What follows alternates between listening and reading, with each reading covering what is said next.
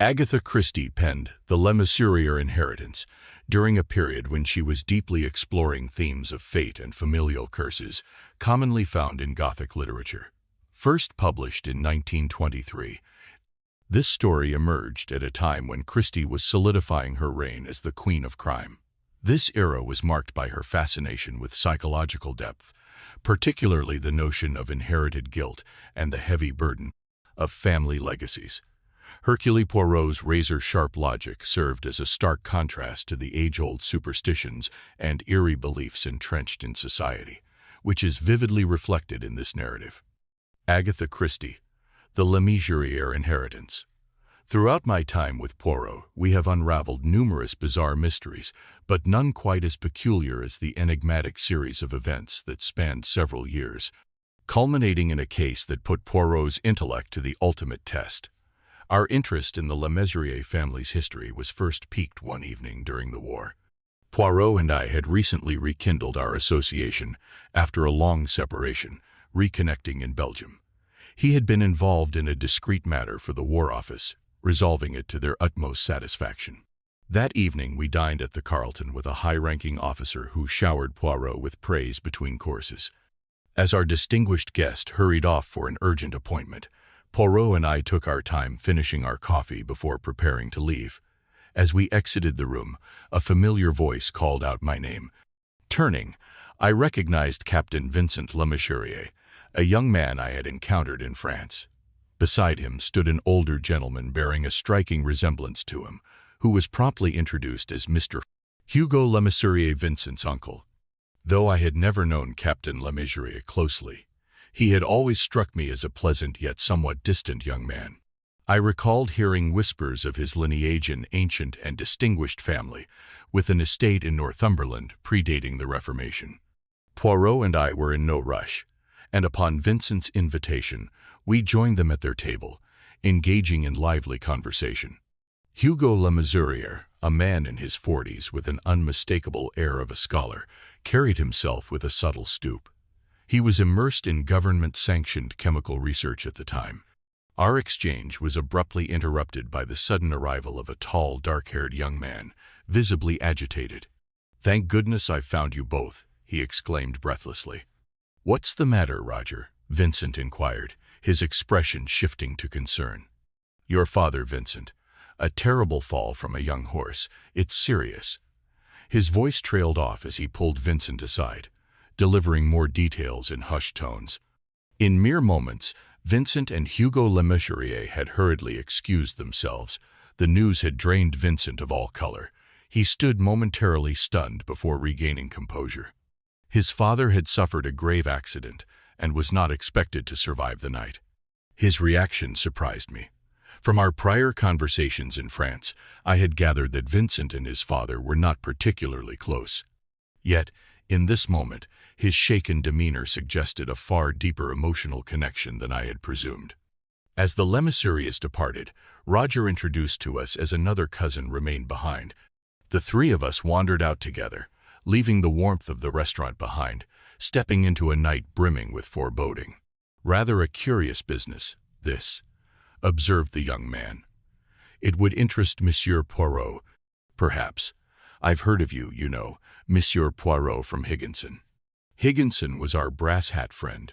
"He says you're a whale on psychology."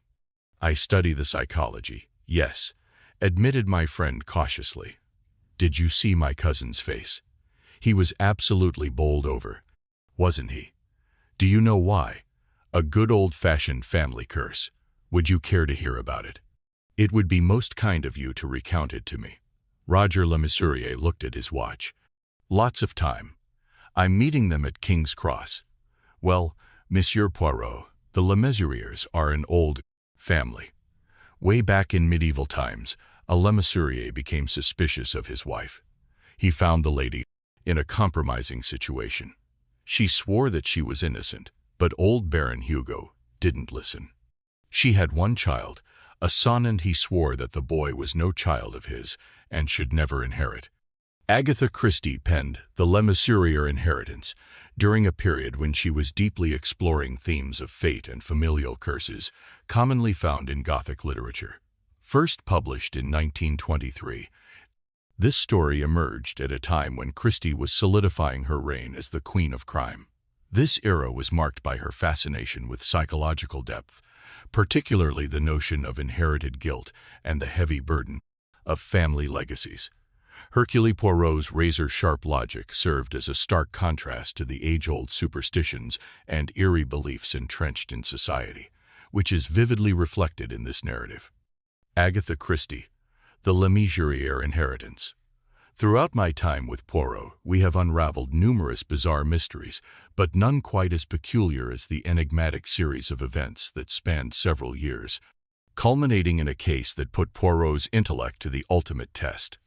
Our interest in the Lemesurier family's history was first piqued one evening during the war. Poirot and I had recently rekindled our association after a long separation, reconnecting in Belgium. He had been involved in a discreet matter for the War Office, resolving it to their utmost satisfaction. That evening we dined at the Carlton with a high-ranking officer who showered Poirot with praise between courses. As our distinguished guest hurried off for an urgent appointment, Poirot and I took our time finishing our coffee before preparing to leave. As we exited the room, a familiar voice called out my name. Turning, I recognized Captain Vincent Lemesurier, a young man I had encountered in France. Beside him stood an older gentleman bearing a striking resemblance to him, who was promptly introduced as Mr. Hugo Lemesurier, Vincent's uncle. Though I had never known Captain Lemesurier closely, he had always struck me as a pleasant yet somewhat distant young man. I recalled hearing whispers of his lineage in ancient and distinguished family, with an estate in Northumberland predating the Reformation. Poirot and I were in no rush, and upon Vincent's invitation, we joined them at their table, engaging in lively conversation. Hugo Lemesurier, a man in his 40s with an unmistakable air of a scholar, carried himself with a subtle stoop. He was immersed in government-sanctioned chemical research at the time. Our exchange was abruptly interrupted by the sudden arrival of a tall, dark-haired young man, visibly agitated. "Thank goodness I've found you both," he exclaimed breathlessly. "What's the matter, Roger?" Vincent inquired, his expression shifting to concern. "Your father, Vincent. A terrible fall from a young horse. It's serious." His voice trailed off as he pulled Vincent aside, delivering more details in hushed tones. In mere moments, Vincent and Hugo Lemesurier had hurriedly excused themselves. The news had drained Vincent of all color. He stood momentarily stunned before regaining composure. His father had suffered a grave accident and was not expected to survive the night. His reaction surprised me. From our prior conversations in France, I had gathered that Vincent and his father were not particularly close. Yet, in this moment, his shaken demeanor suggested a far deeper emotional connection than I had presumed. As the Lemesuriers departed, Roger introduced to us as another cousin remained behind.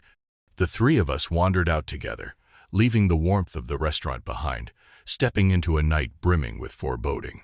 "Rather a curious business, this," observed the young man. "It would interest Monsieur Poirot, perhaps. I've heard of you, you know, Monsieur Poirot from Higginson. Higginson was our brass-hat friend. He says you're a whale on psychology." "I study the psychology, yes," admitted my friend cautiously. "Did you see my cousin's face? He was absolutely bowled over, wasn't he? Do you know why? A good old-fashioned family curse. Would you care to hear about it?" "It would be most kind of you to recount it to me." Roger Lemesurier looked at his watch. "Lots of time. I'm meeting them at King's Cross." "Well, Monsieur Poirot, the Lemesuriers are an old family. Way back in medieval times, a Lemesurier became suspicious of his wife. He found the lady in a compromising situation. She swore that she was innocent, but old Baron Hugo didn't listen. She had one child, a son, and he swore that the boy was no child of his and should never inherit. No, indeed, madame. Any mother might be excused for being upset at such occurrences, but I hardly see where I can be of any assistance to you. I am not le bon Dieu to control the waves. For the nursery window, I should suggest some iron bars. And for the food, what can equal a mother's care?" But why should these things happen to Ronald and not to Gerald? The chance, Mademoiselle Hazard. You think so? What do you think, madam, you and your husband? A shadow crossed Mrs. Lemesurier's face. It's no good going to Hugo, he won't listen. As perhaps you may have heard, there's supposed to be a curse on the family no eldest son can succeed. Hugo believes in it. He's wrapped up in the family history, and he's superstitious to the last degree. When I go to him with my fears, he just says it's the curse, and we can't escape it. But I'm from the States, Poirot, and over there we don't believe much in curses. We like them as belonging to a real high-toned old family. It gives a sort of cachet, don't you know? I was just a musical comedy actress in a small part when Hugo met me, and I thought his family curse was just too lovely for words. That kind of thing's all right for telling round the fire on a winter's evening, but when it comes to one's own children, I just adore my children, Poirot. I'd do anything for them. So you decline to believe in the family legend, madam? Can a legend saw through an ivy stem? What is that you are saying, madame? Cried Poirot, an expression of great astonishment on his face. I said, can a legend or a ghost, if you like to call it that, saw through an ivy stem? I'm not saying anything about Cornwall. Any boy might go out too far and get into difficulties, though Ronald could swim when he was 4 years old. But the ivy's different. Both boys were very naughty. They discovered they could climb up and down by the ivy. They were always doing it. One day Gerald was away at the time Ronald did it once too often, and the ivy gave way and he fell. Fortunately, he didn't damage himself seriously. But I went out and examined the ivy. It was cut through. Monsieur Poirot deliberately cut through. It is very serious what you are telling me there, madame. You say your younger boy was away from home at the moment. Yes. And at the time of the ptomaine poisoning, was he still away? No, they were both there. Curious, murmured Poirot. Now, madame, who are the inmates of your establishment? Miss Saunders, the children's governess, and John Gardner, my husband's secretary. Mrs. Lemesurier paused, as though slightly embarrassed. And who else, madame? Major Roger Lemesurier, whom you also met on that night, I believe, stays with us a good deal. Ah, yes, she is a cousin, is he not? A distant cousin. He does not belong to our branch of the family. Still, I suppose now he is my husband's nearest relative. He is a dear fellow, and we are all very fond of him. The boys are devoted to him. It was not he who taught them to climb up the ivy. It might have been. He incites them to mischief often enough. Madame, I apologize for what I said to you earlier. The danger is real, and I believe that I can be of assistance. I propose that you should invite us both to stay with you. Your husband will not object.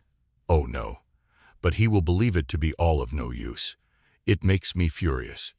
The way he just sits around and expects the boy to die. Calm yourself, madam. Let us make our arrangements methodically. Our arrangements were duly made, and the following day saw us flying northward. Poirot was sunk in a reverie. He came out of it, to remark abruptly. It was from a train such as this that Vincent Lemesurier fell. He put a slight accent on the fell. You don't suspect foul play there, surely? I asked. Has it struck you, Hastings, that some of the Lemesurier deaths were, shall we say, capable of being arranged? Take that of Vincent, for instance. Then the Eton Boyan accident with a gun is always ambiguous. Supposing this child had fallen from the nursery window and been dashed to death, what more natural and unsuspicious? But why only the one child, Hastings? Who profits by the death of the elder child, his younger brother, a child of 7? Absurd. They mean to do away with the other later, I suggested, though with the vaguest ideas as to who they were. Poirot shook his head as though dissatisfied. Ptomaine poisoning, he mused. Atropine will produce much the same symptoms. Yes, there is need for our presence. Mrs. Lemesurier welcomed us enthusiastically. Then she took us to her husband's study and left us with him. He had changed a good deal since I saw him last. His shoulders stooped more than ever, and his face had a curious pale gray tinge. He listened while Poirot explained our presence in the house. "How exactly like Sadie's practical common sense," he said at last. "Remain by all means, Monsieur Poirot, and I thank you for coming. But what is written is written. The way of the transgressor is hard. We Lemesuriers know none of us can escape the doom." Poirot mentioned the sawn through ivy, but Hugo seemed very little impressed. "Doubtless some careless gardeners. Yes, there may be an instrument, but the purpose behind is plain. And I will tell you this, Monsieur Poirot, it cannot be long delayed." Poirot looked at him attentively. "Why do you say that?" "Because I myself am doomed. I went to a doctor last year. I am suffering from an incurable disease. The end cannot be much longer delayed. But before I die, Ronald will be taken. Gerald will inherit. And if anything were to happen to your second son also, nothing will happen to him. He is not threatened." "But if it did," persisted Poirot, "my cousin Roger is the next heir." We were interrupted. A tall man with a good figure and crispy curling auburn hair entered with a sheaf of papers. "Never mind about those now, gardener," said Hugo Lemesurier. Then he added, "My secretary, Mr. Gardner." The secretary bowed, uttered a few pleasant words, and then went out. In spite of his good looks, there was something repellent about the man. I said so to Poirot shortly afterward when we were walking round the beautiful old grounds together, and rather to my surprise he agreed. Yes, Hastings, you are right. I do not like him. He is too good-looking. He would be one for the soft job always. Ah, here are the children." Mrs. Lemesurier was advancing towards us, her 2 children beside her. They were fine-looking boys, the younger dark like his mother, the elder with auburn curls. They shook hands prettily enough, and were soon absolutely devoted to Poirot. We were next introduced to Miss Saunders, a nondescript female, who completed the party. For some days we had a pleasant, easy existence, ever vigilant, but without result. The boys led a happy, normal life, and nothing seemed to be amiss. On the 4th day after our arrival, Major Roger Lemesurier came down to stay.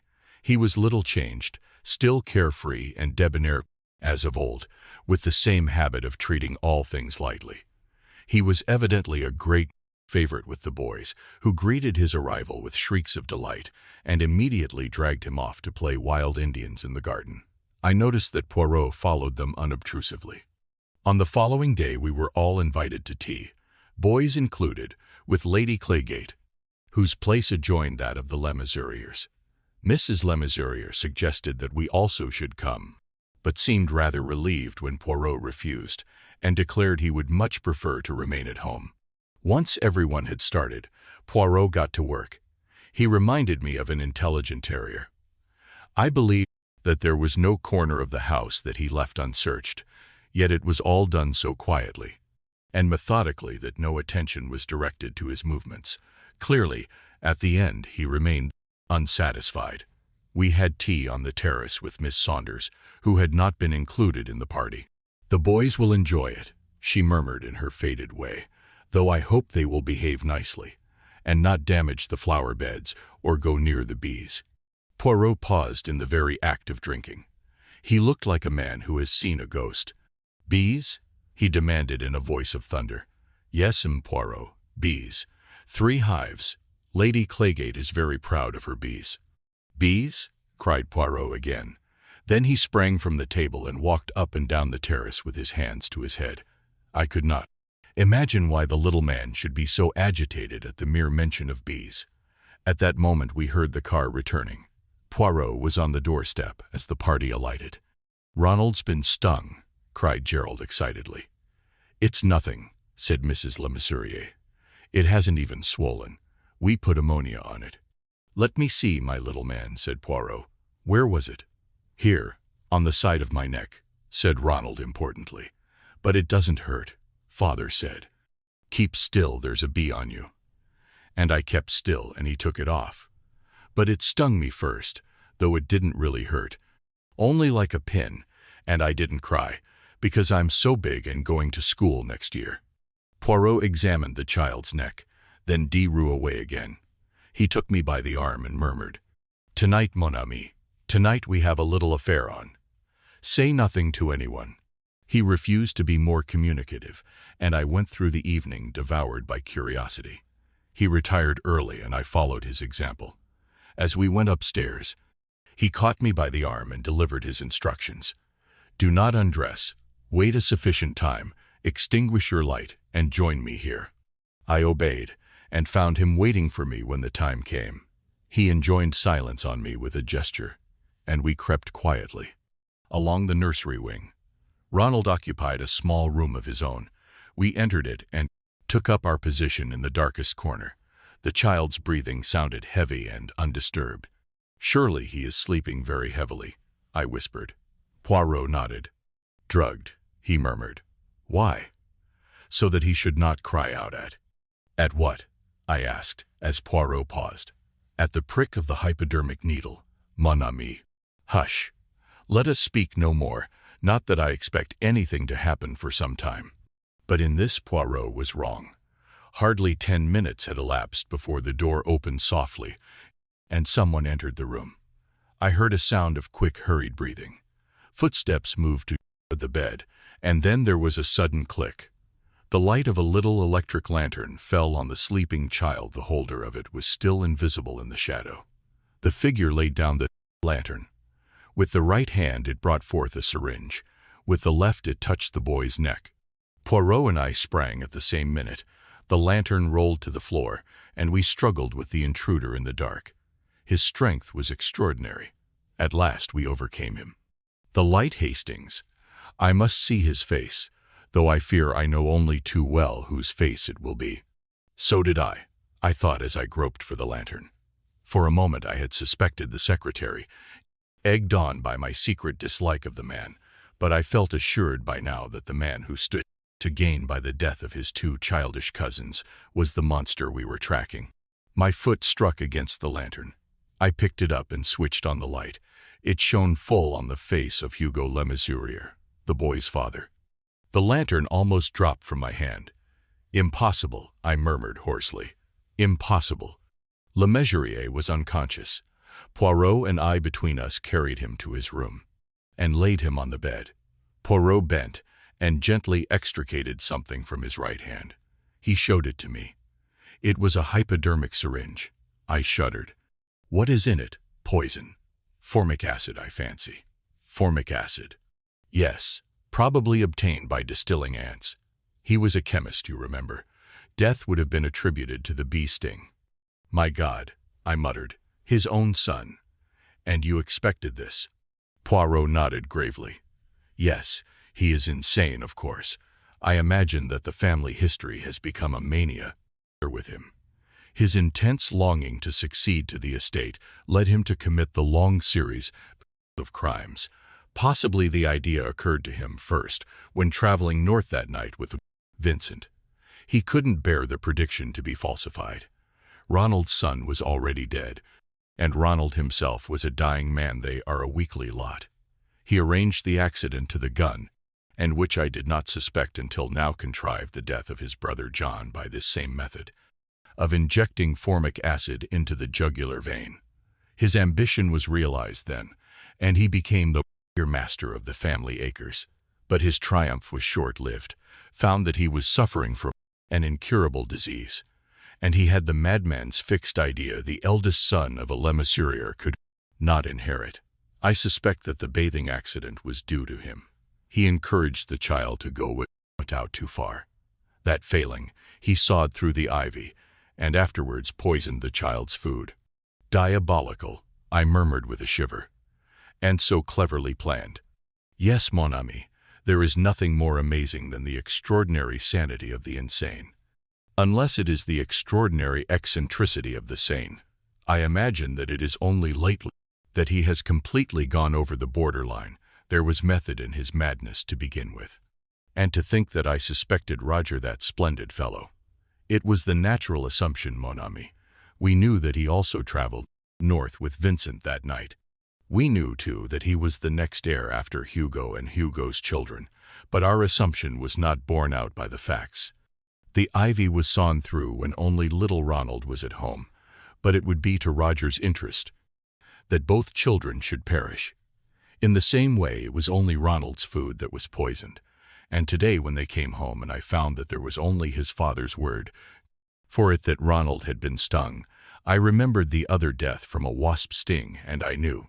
Hugo Lemesurier died a few months later in the private asylum to which he was removed. His widow was remarried a year later to Mr. John Gardner, the auburn-haired secretary.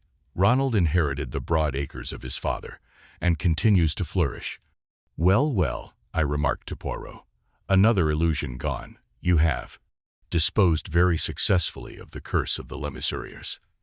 "I wonder," said Poirot very thoughtfully. "I wonder very much indeed." "What do you mean?"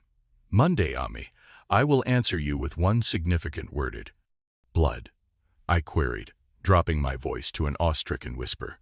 "Always you have the imagination. Melodramatic, Hastings. I refer to something much more prosaic, the color of little Ronald Lemesurier's hair." The lost mine. I laid down my bankbook with a sigh. "It is a curious thing," I observed, "but my overdraft never seems to grow any less." "And it perturbs you not?" "Me, if I had an overdraft, never should I close my eyes all night," declared Poirot. "You deal in comfortable balances, I suppose," I retorted. £444, 4 and 4 pence, said Poirot with some complacency. "A neat figure, is it not? It must be tact on the part of your bank manager. He is evidently acquainted with your passion for symmetrical details. What about investing, say, 300 of it in the Porcupine oil fields? Their prospectus, which is advertised in the papers today, says that they will pay 100% dividends next year." "Not for me," said Poirot, shaking his head. "I like not the sensational. For me the safe, the prudent investmentals rentes, the consols, the, how do you call it, the conversion." "Have you never made a speculative investment?" "No, mon ami," replied Poirot severely. "I have not, and the only shares I own which have not what you call the gilded edge are 14,000 shares in the Burma Mines Limited."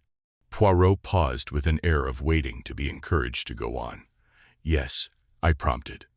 "And for them I paid no cash, no. They were the reward of the exercise of my little gray cells. You would like to hear the story, yes?"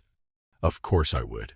"These mines are situated in the interior of Burma, about 200 miles inland from Rangoon.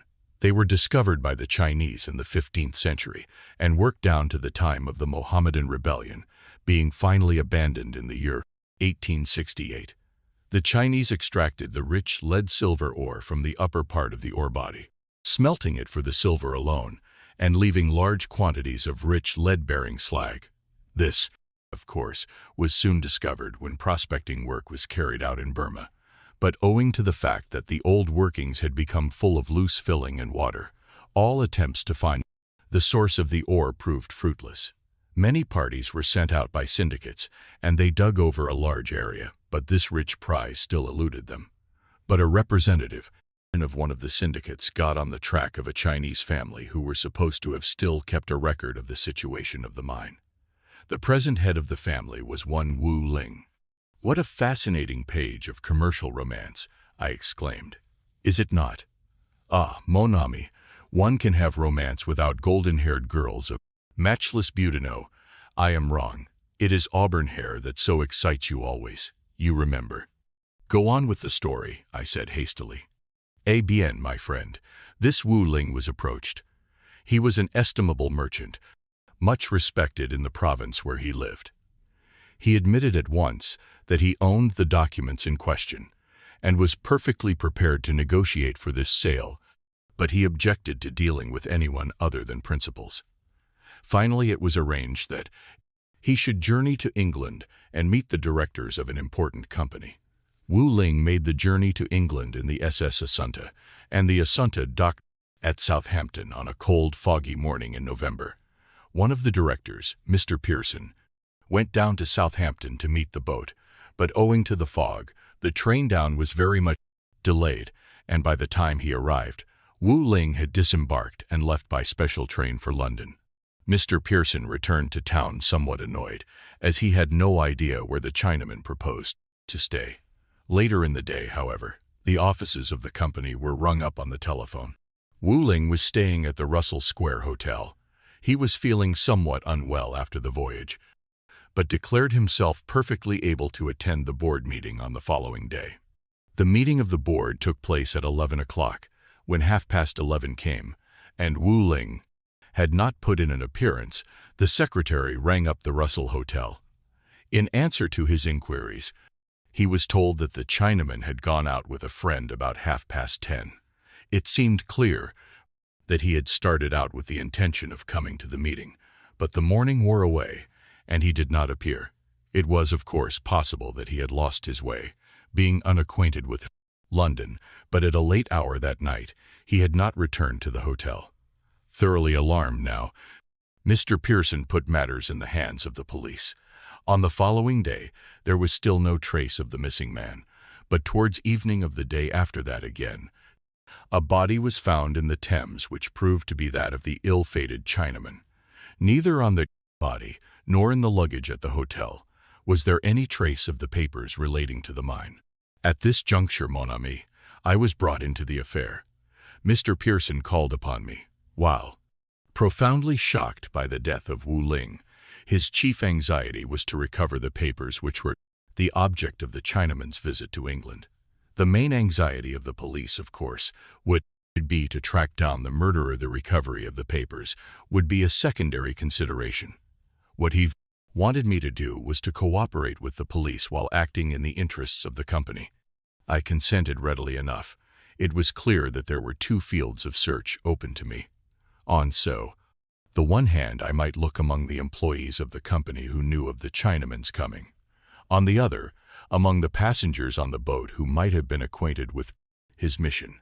I started with the second, as being a narrower field of search. In this I coincided with Inspector Miller, who was in charge of the case, a man altogether different from our friend Jap, conceited, ill-mannered, and quite insufferable. Together we interviewed the officers of the ship. They had little to tell us. Wu Ling had kept much to himself on the voyage. He had been intimate with but two of the other passengers, a broken-down European named Dyer, who appeared to bear a somewhat unsavory reputation. The other, a young bank clerk named Charles Lester, who was returning from Hong Kong. We were lucky enough to obtain snapshots of both these men. At the moment there seemed little doubt that if either of the two was implicated, Dyer was the man. He was known to be mixed up with a gang of Chinese crooks and was altogether a most likely suspect. Our next step was to visit the Russell Square Hotel. Shown a snapshot of Wu Ling, they recognized him at once. We then showed them the snapshot of Dyer, but to our disappointment, the hall porter declared positively that that was not the man who had come to the hotel on the fatal morning. Almost as an afterthought, I produced the photograph of Lester, and to my surprise the man at once recognized it. "Yes, sir," he asserted. "That's the gentleman who came in at 10:30 and asked for Mr. Wu Ling, and afterwards went out with him." The affair was progressing. Our next move was to interview Mr. Charles Lester.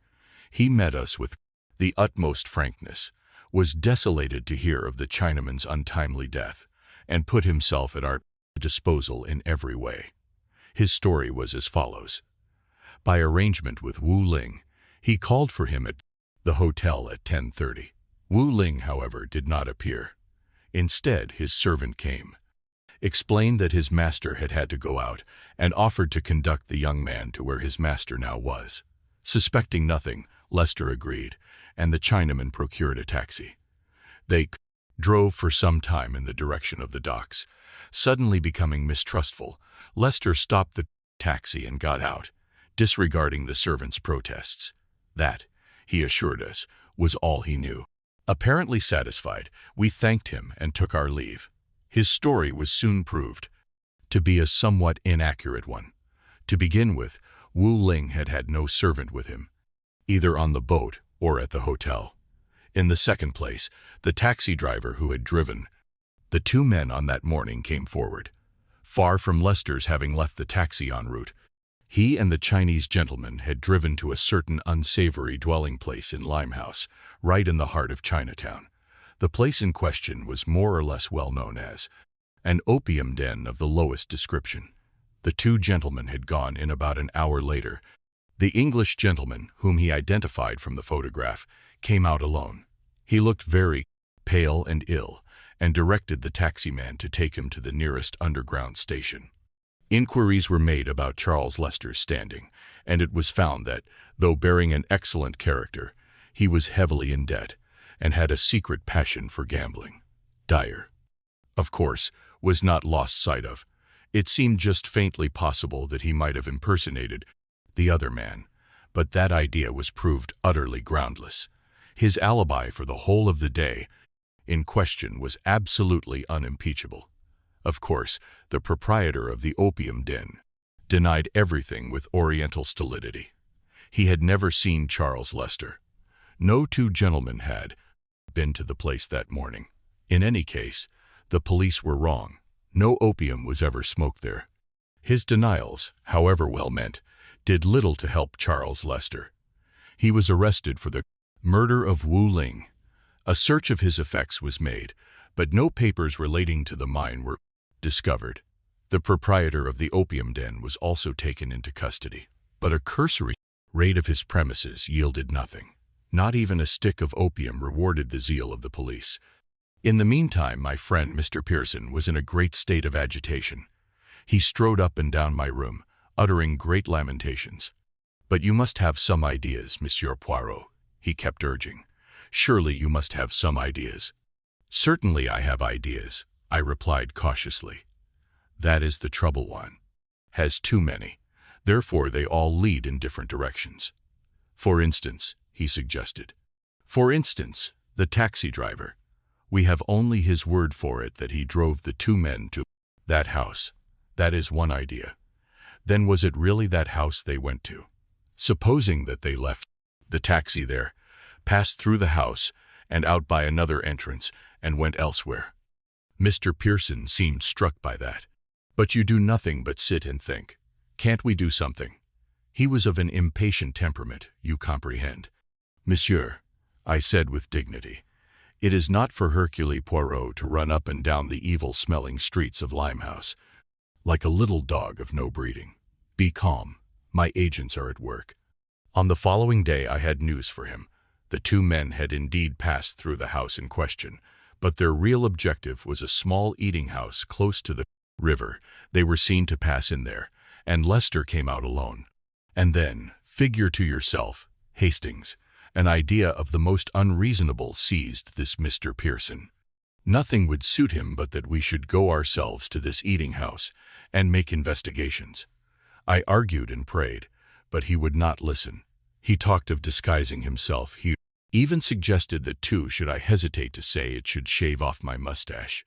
Yes, rien que ça. I pointed out to him that that was an idea ridiculous and absurd. One destroys not a thing of beauty wantonly. Besides, shall not a Belgian gentleman with a mustache desire to see life and smoke opium just as readily as one without a mustache? Eh bien, he gave in on that, but he still insisted on his project. He turned up that evening. Mon Dieu, what a figure! He wore what he called the pea-jacket, his chin. It was dirty and unshaved. He had a scarf of the vilest that offended the nose. And figure to yourself, he was enjoying himself. Truly, the English are mad. He made some changes in my own appearance. I permitted it. Can one argue with a maniac? We started out after all. Could I let him go alone?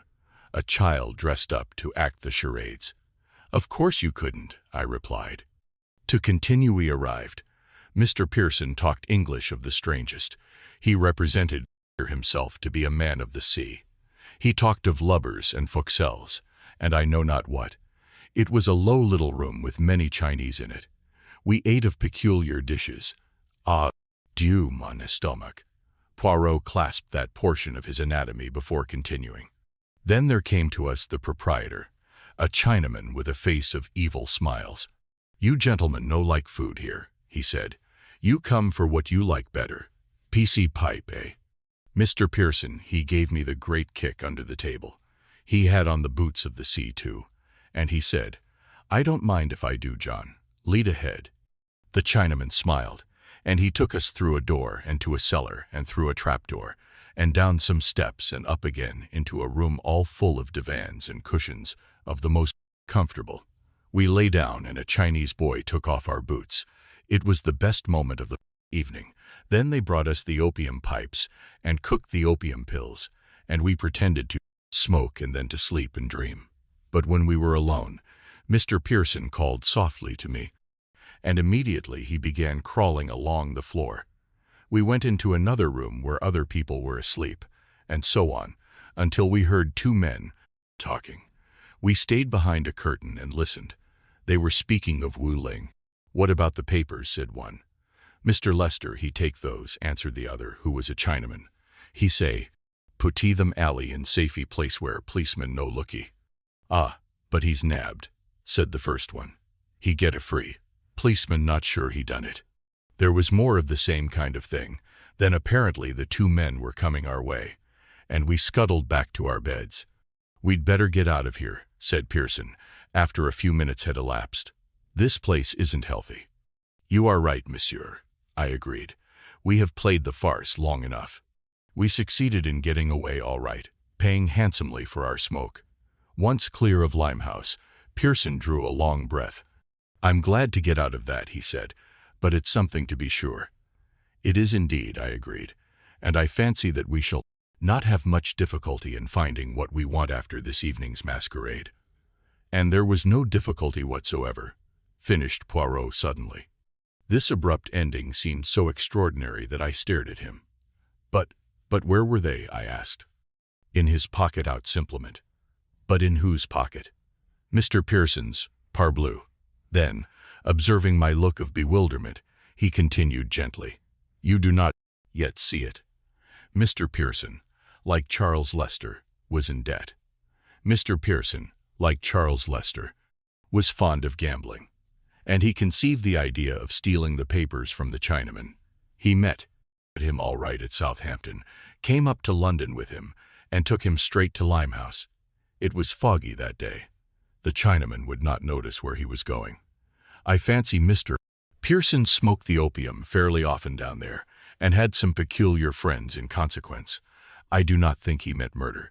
His idea was that one of the Chinamen should impersonate Wu Ling and receive the money for the sale of the document. So far, so good. But, to the Oriental mind, it was infinitely simpler to kill Wu Ling and throw his body into the river. And Pearson's Chinese accomplices followed their own methods without consulting him. Imagine, then, what you would call the funk blue of M. Pearson. Someone may have seen him in the train with Wu Ling. Murder is a very different thing from simple abduction. His salvation lies with the Chinaman who is personating Wu Ling at the Russell Square Hotel. If only the body is not discovered too soon. Probably Wu Ling had told him of the arrangement between him and Charles Lester whereby the latter was to call for him at the hotel. Pearson sees there an excellent way of diverting suspicion from himself. Charles Lester shall be the last person to be seen in company with Wu Ling. The impersonator has orders to represent himself to Lester as the servant of Wu Ling, and to bring him as speedily as possible to Limehouse. There, very likely, he was offered a drink. The drink would be suitably drugged. And when Lester emerged an hour later, he would have a very hazy impression of what had happened. So much was this the case, that as soon as Lester learned of Wu Ling's death, he loses his nerve and denies that he ever reached Limehouse. By that, of course, he plays right into Pearson's hands. But is Pearson content? No manner disquiets him, and he determines to complete the case against Lester. So he arranges an elaborate masquerade. I am to be gulled completely. Did I not say just now that he was as a child acting the charades? Eh bien, I play my part. He goes home rejoicing. But in the morning, Inspector Miller arrives on his doorstep. The papers are found on him. The game is up. Bitterly he regrets permitting himself to play the farce with Hercule Poirot. There was only one real difficulty in the affair. What was that? I demanded curiously. Convincing Inspector Miller. What an animal! That, both obstinate and imbecile. And in the end, he took all the credit. Too bad, I cried. Well, I had my compensations. The other directors of the Burma Mines Limited awarded me 14,000 shares as a small recompense for my services. Not so bad, eh? But when investing, money, keep, I beg of you, Hastings, strictly to the conservative. The things you read in the paper, they may not be true. The directors of the Porcupine, they may be so many Mr. Pearsons.